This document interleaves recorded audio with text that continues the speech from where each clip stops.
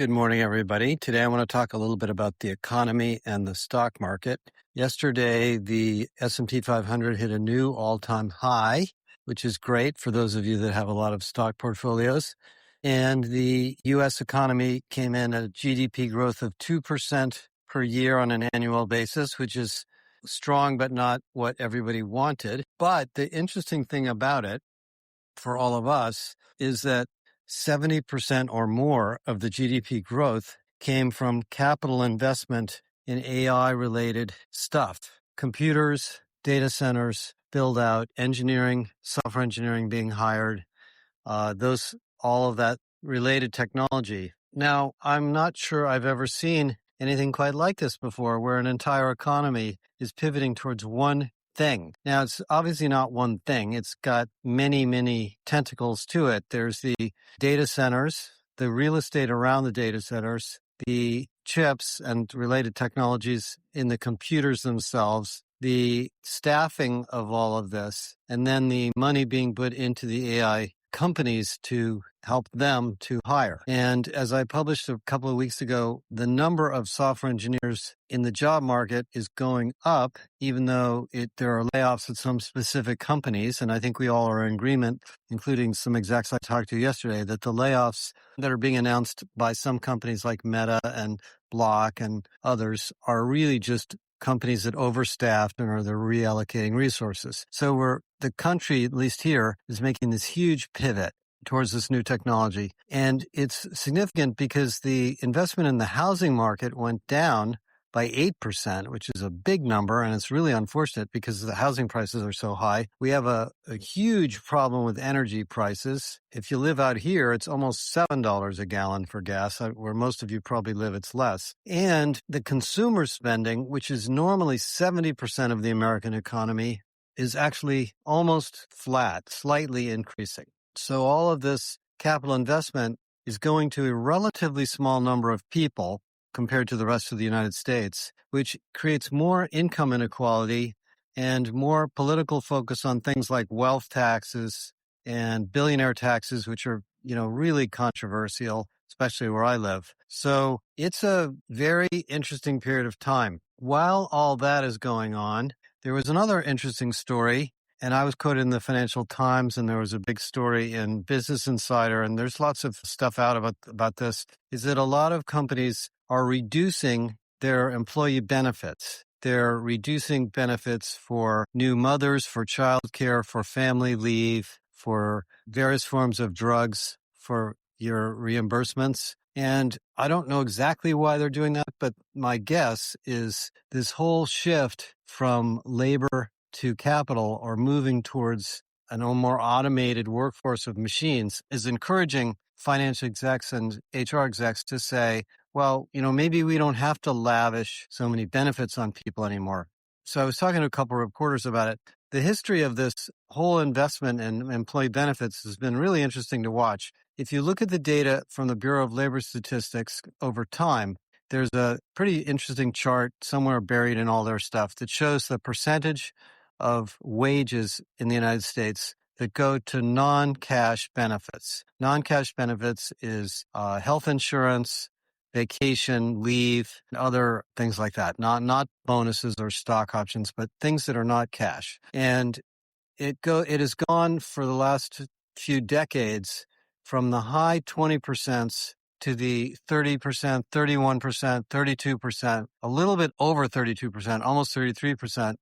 Around the pandemic. And the reason I think that happened is that, as I wrote about in a fairly detailed article on Substack, we've been going through a very long period of decoupling workers from employers and workers having more agency and power because they have more job-seeking opportunities with the internet.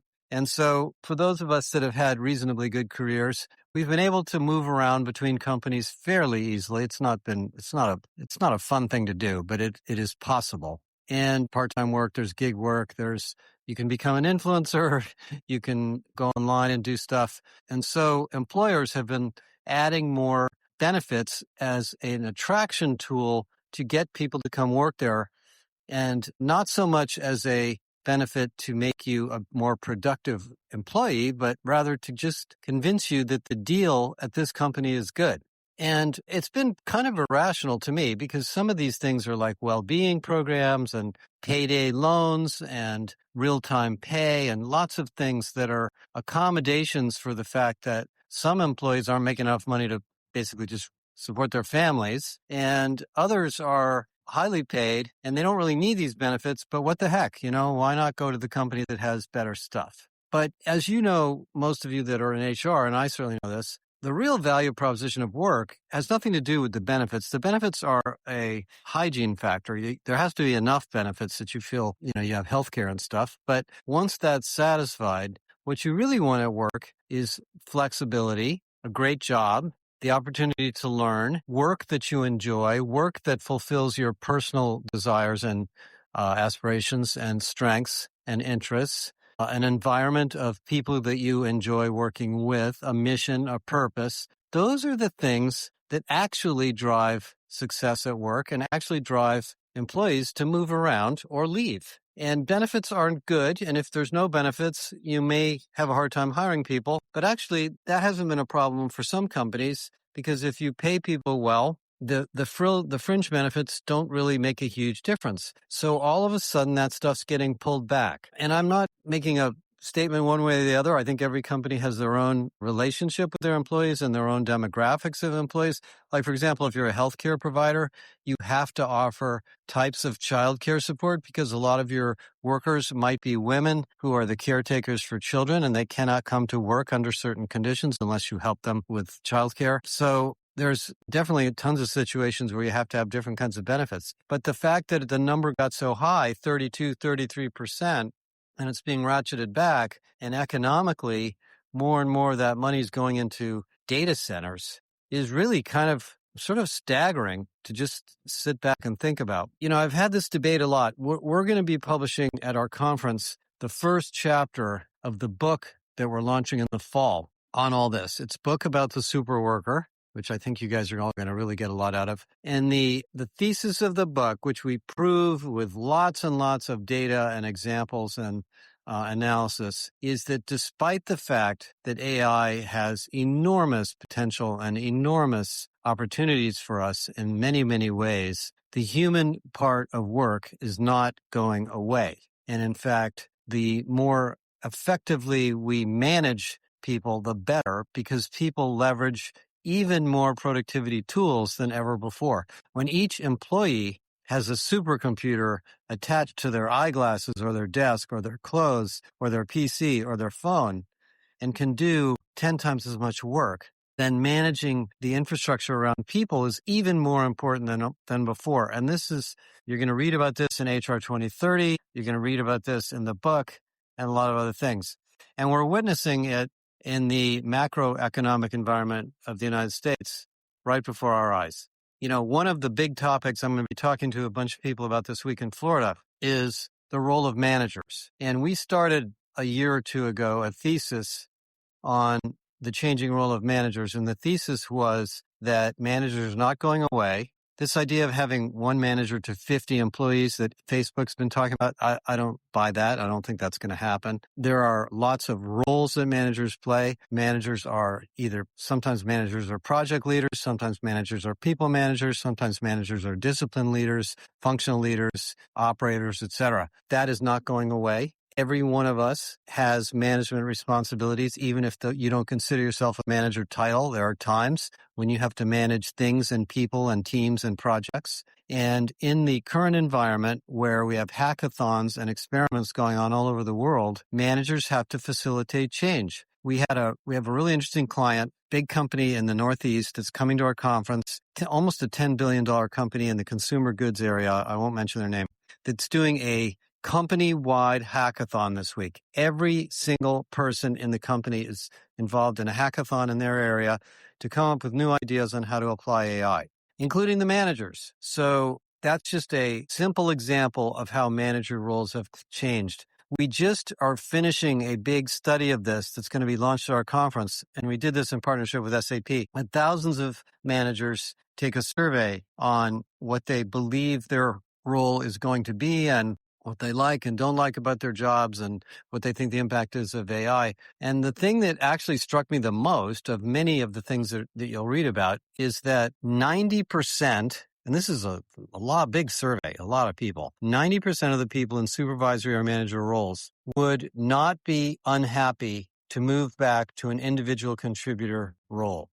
90%. And that's really surprising. And I don't know exactly what it means, but I think what it implies is that if we don't redefine what we expect leaders to do, they may or may not want to be there in that job. Most people move to manager roles because they're given an opportunity to make more money or a higher level title or a higher level in the structure of the organization, that they have experience, that they have domain expertise, and that they have people skills, and that they have interest in managing larger scopes of responsibility, and that they're good at leading people. It's a very complex job for those of you that have been leaders. It's impossibly difficult the first few years you're a leader.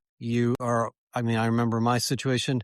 I'm sure most of you have been through this. The first time you become a manager, you're really surprised at how tricky it is to deal with different personality types and projects and issues and people. You learn over time, and some people are born leaders. Some people learn how to become leaders. Some people become leaders and later realize what their blind spots are. I think many leaders who are domain experts or subject matter experts become promoted and they become super subject matter experts and mentors, but they maybe didn't want to really be managers. And, technical organizations have roles for that, where they have technical leaders and project leaders and functional leaders that are all different. So you all have these situations, whether it's a store manager. And I think one of the things we're seeing in the frontline worker space, where we're doing a ton of research, is that frontline leaders are now being recognized with so much power and importance that they're making large salaries. I mean, you've probably seen the research that came out. Walmart's paying store managers $200,000, $250,000 a year.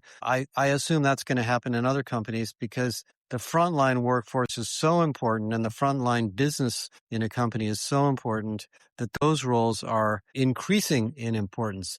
So we've got a lot of perspectives on this that we're going to talk about at the conference. And I would say that the super manager issue probably isn't one you've thought about enough, because everybody's worried about job redesign and productivity and layoffs and automation and stuff at the moment. So stay tuned for that.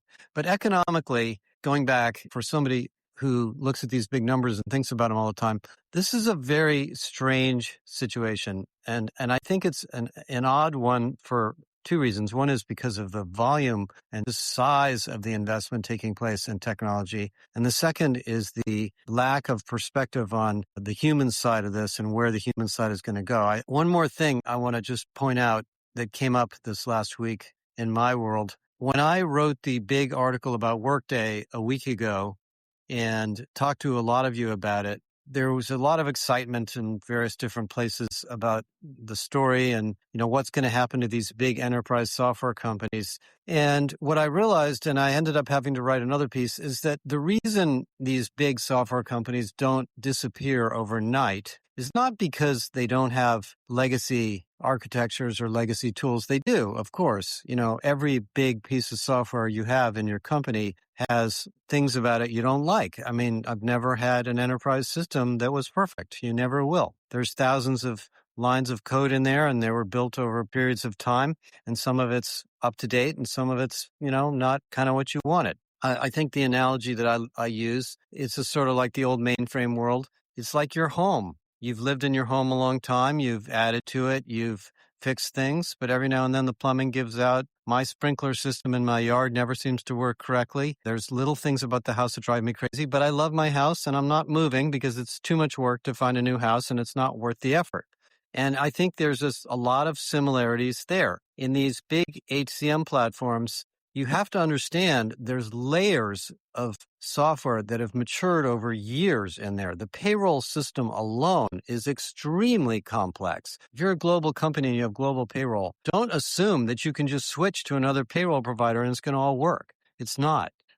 Just that alone is extremely complex. The business rules you've set up, the way the content in the system is managed, All sorts of things are extremely legacy oriented. And under the covers, there's technologies that were built over many, many years to make that all work. And these big companies like Oracle and SAP and Salesforce and Workday are filled with software engineers trying to improve these subsystems all the time. And you can pick any point in time and you could do an ABC comparison and say, this guy's better at this, that guy's better at that. Therefore, we're sorry we bought what we bought.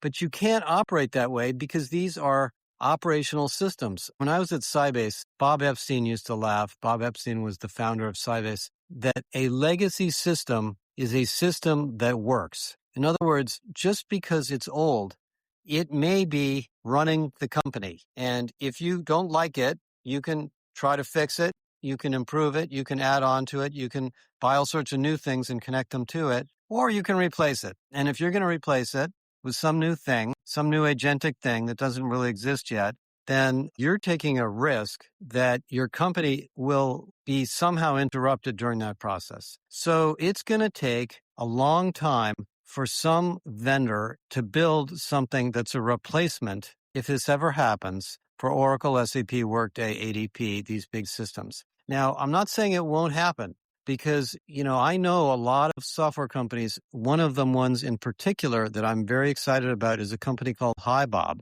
HiBob, and there's others that are very different in their architecture that were designed in a more modern infrastructure. But many of these newer, more agile HCM platforms, at least, were not designed for global enterprises in every industry.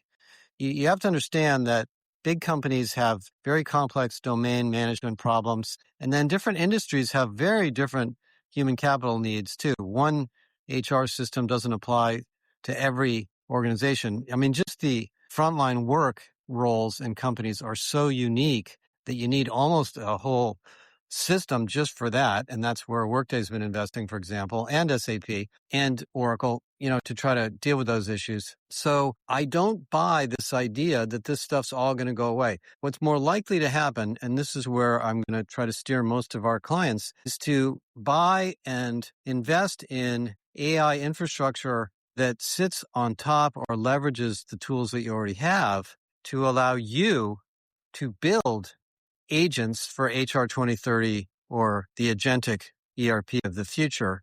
Work with the vendors you have while the market matures and slowly select tool sets that meet the architectural needs of your company. Some of those tool sets will come from existing companies like Workday or Oracle or SAP. Some of them will not. And I talked a lot about in the article about why I think Workday is doing the right stuff, but there'll be others. And so, just like the IBM mainframes didn't disappear overnight, and I'd imagine a lot of them are still there, although I haven't seen one in a long time, these big cloud-based HCM systems and CRM, other areas, are not going to disappear overnight either. And then if the VC community, who's excited about finding new ERPs and new HCM platforms, wants to invest in some of them, fine. I think that's a great thing to do. But that's going to take years for them to build the experience and functionality that these other bigger systems have. So it's very much like the cloud when the internet started. We thought pets.com was the answer to everything. Pets.com went out of business. In fact, most of the first 5 years of the internet, most of those companies are gone. They just didn't have the architectures or the long-range thinking to build what eventually became the stack of tools that were needed in the internet. And we're pretty much in the same time here. So that's a little perspective on that. So that's my Friday sort of perspective for you guys. We've got a whole bunch of really interesting podcasts coming up. I've got one with Jen Morgan that I'm going to put out next week, the CEO of UKG, who you're going to love hearing from her, and quite a few others coming. If any of you have spectacular stories of your AI transformations or projects or agents that you're building, would you reach out to me or us and so we can talk to you? We're very much in the listening mode right now as we build out a lot of these HR 2030 stories and architectures, and every single good idea is worth sharing with others. That's it for now. Have a great weekend. Bye.